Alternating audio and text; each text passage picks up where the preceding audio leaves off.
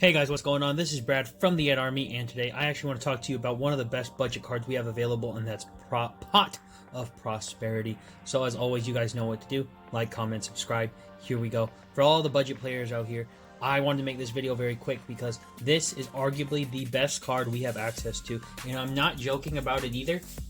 Now, the reason I want to talk about Pot of Prosperity in particular, and I'm happy I finally got my playset, is that a lot of people are sleeping on this card, and it will eliminate some of the issues. Yes, there's a possibility this card might actually get hit on the ban list at some point. It is very good. We've seen it in the OCG. It could happen here in the TCG. But my point is, if you're a budget player and you want a card that's going to fix your deck or help you out in any case, and you really want to stick to a budget, it's very hard for me not to recommend Prosperity. Now, my biggest reason for putting Prosperity on the list as a whole for budget players is that this is one of the few cards that can fix one of the big issues with budget decks, and that's usually our consistency as well as power output. Now, if you're wondering why I would suggest adding Prosperity to your list of budget cards, you can actually hold your own playset of Prosperity for about under $15 now, and that's a rough estimate because most of the cheapest rarity is going to be the ultra rare from the rarity collection, and even with that, they're usually about $3 or $4, so under 15 is the right number. That to me is a budget. Now, yes, some people say $15 is a lot. It used to be a lot if it was something for like maybe one card, but since we are getting this for a playset, I hate to tell you guys, this is something that we do need to play. Now, my biggest reason for Prosperity is that, unlike with most of the other cards that used to be budget, it's not like Extravagance where it has to be kind of random and forces you out to do it during the start of your main phase. It's not like Desires where you banish 10 off the top and draw 2. It is definitely one of the best cards because you get to pick and choose what you banish. More importantly, it does allow you the flexibility, and here's the reason why. With something like Prosperity specifically, you can, if you want to play a budget deck, you could possibly put in a lot of cards you don't need in your extra deck. So one of the advantages is it allows you to play all these different decks in ways that you normally could for a cheaper price. Now, one of the advantages is, say you want to play a deck with more control, maybe it's a trap heavy deck or something like True Draco or Monarchs, and maybe you want to play the extra deck. You can, in theory, use Prosperity for this purpose because you can banish cards out of your extra deck to search the top cards of your deck. You don't necessarily care about the half damage that you're going to have. You don't really care if you bottom deck the cards that you're going to search for. The point is you're going to look for what you need. Whereas your extra deck isn't so important, you can basically not care about what you play and just banish 6 and okay, 6 to the top and you see what you got. Now, for a deck specifically that use the extra deck, the reason this is a very good card for budget decks is that you can play either multiples. Some extra decks just play multiples. One deck that I've been testing with is Battling Boxer, so I still have that deck.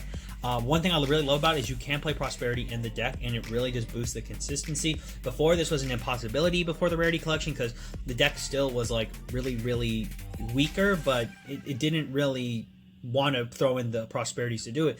Now that it's budget friendly, it's a very good card. And it's a very much more powerful deck with the added use of Prosperity. And you can run multiples like it's nobody's business. Now, one of the things that is amazing about Prosperity is that if you choose to go higher up on your tier list, this card becomes even better. It's one of the few cards I think, even at any stage of the game, whether you're doing extremely expensive, massively expensive decks where they're like thousands of dollars, to even the cheapest deck, which is like, I don't know, 10, 15 bucks, as you'll see in one of my other decks that I'm building on the channel. This is a card that is universal to all of them. It is arguably the best budget card because once you get a playset of this card, you can literally throw it in any deck as long as you have some cards in your extra deck and utilize them. This is one of those things where it's not a penalty to actually get this card now. It's a very big plus. So if you haven't gotten your playset, pick them up. Even if the card goes to 2, I don't see them putting this card ever at 1. This card at 2 is still fantastic. It rounds out your deck if you have odd or even numbers of like 38 or 30-some-7 cards. This is an immediate play 3 of because it just boosts your consistency. And as I said before, it is very cheap, under $15 for a playset. You can't pass this up.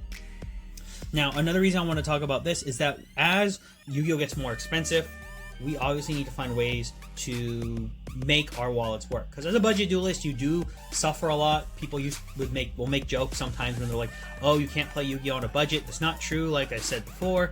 It's just more of how much of a budget are you willing to spend, and what are you willing to do to play the game and still enjoy it. Like I said, if you're not enjoying the game and you're spending a ton of money, well, then I don't know what to tell you. then I don't think you should throw your money away. But if you're still enjoying the game and you're not spending a lot of money, I think that's just as good too. Like I say, to each their own. More importantly, for specifically just a Pot of Prosperity, this is a card that lets you, as a budget duelist, contend with lots of powerful decks. You can side some cards that are now a lot cheaper, something like Evenly Matched. You can find it with Prosperity. This is even something you could use for your side deck if you really want to bring it in post game 1, if you want to side it instead.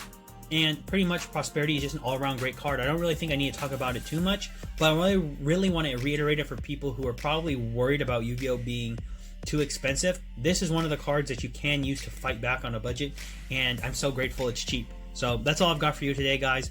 As always, this is Brad from the Ad Army signing off. And for all of you out there, to sign on.